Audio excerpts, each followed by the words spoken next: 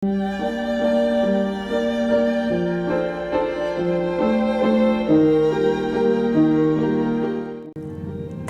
गैयै अखा हानायनि जाउनाव बिटिआरनि गोबां ओनसोल नाङैनो आबाद खहा जानायखौ नुनो मोननाय जागासिनो दं। फिथाइ थायनो गोनां मैथ्रु आबादनि बिफाङा थैनानै गोबां रांनि खहा जानो गोनां जादों। सासे आबादारिनि दुखुनांथाव थासारि। फिथाइ थायनो गोनां मैथ्रु बिफांनि आबादा थैनानै गोबां रां खहा। आबाद खहा जानायनि जाहोनाव आबादारिया गोबां जिंगाजों सम बारहोनांनायखौ मिथिनो मोननाय जादों। बाक्सा जिल्लानि बेन्दोंआव थानाय बरबरी ओनसोल सनबारी सुबानि सनातन स्वर्गियारी बिथाङा थांना थानायनि जिउ राहा महरै सिगां समनिफ्रायनो आबाद मावबोबाय थादोंमोन। देग्लाय बोसोरावबो बिथाङा गुबुन गुबुन बोसोरफोरनि बायदि गोबां मिजिं आरो आसाखौ लानानै 2 बिगाफ्राम हायाव खमैबो 350 दाल मैथ्रु बिफांनि आबादखौ मावदोंमोन। नाथाय दुखु गोनां बाथ्रा, फिथाइ थायनो गोनां समावनो गासैबो थैलांजोबो। हरखाबै मा जाहोनाव बिदि थैलांजोबखो आबादारिया साननानै आगोर मोनाखै। बेनिखायनो जिल्ला आबाद बिफानखौ नायफैनानै मदद होनो बिथाङा खावलायदों। आंनि गामिया बरबरी जोंसार सुपा। बेनिफ्राय आंनि मुङा जाबाय सनातन स्वर्गियारी। आं बेहाय मैदुफुलखौथ' गायदोंमोन, जेनेबा इयाव 350सो जागौमोन खोमा गासै। गायनाया गायदों, इयाव फांफा फांनै थैदोबो गेजेरावनो आगोलावनो।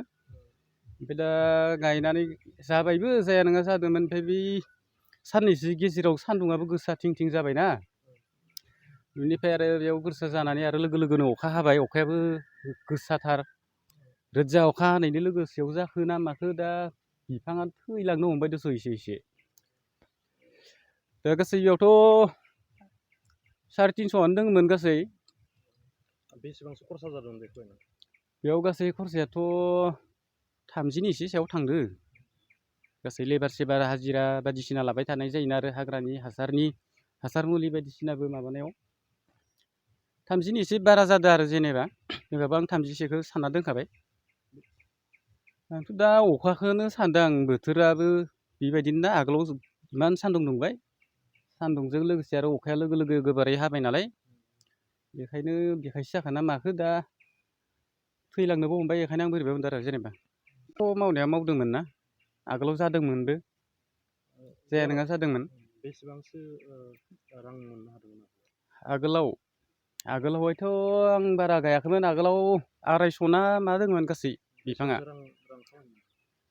बेयाव मथा मथि 2 लाखसोनि सायाव थांदो एसे गासै मोननाया। आरो खरसाया बेहाय गासै थांदो 70सोनि सायाव थांदो गासै जोबजासिमालासे।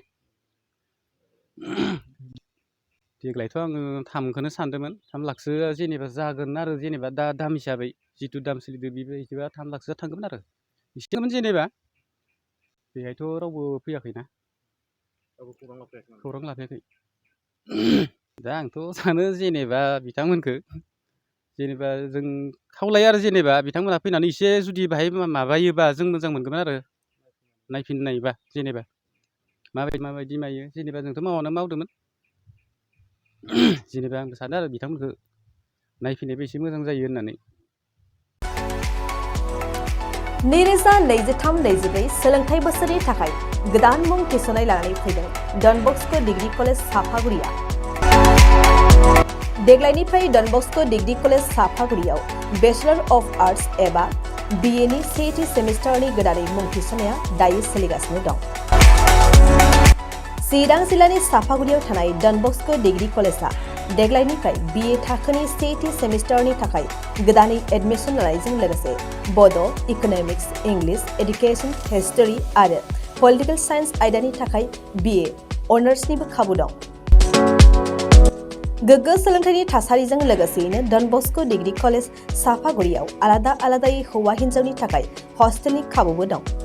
जुदि फरायसाफोरा डन बस्क' डिग्री कलेज साफागुरियाव BA सेथि सेमिस्टारनि थाखाय गोदानै एडमिसन लानायनि सायाव आबुं बाथ्राखौ मिन्थिनोब्ला नैबे मबाइल नम्बर 9365519559 आव थोंजों सुला लानो हागोन।